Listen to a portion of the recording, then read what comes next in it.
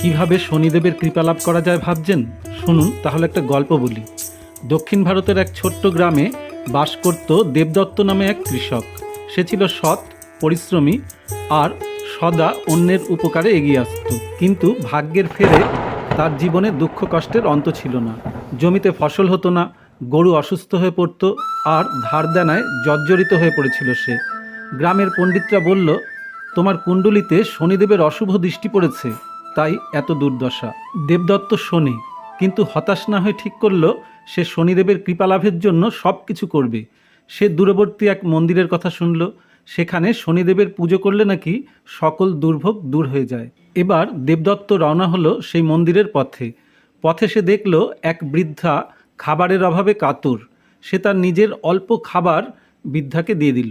বৃদ্ধা আশীর্বাদ করে বলল, পরবর্তী অংশ পার্ট 2-এ সঙ্গে থাকুন, পাশে থাকুন।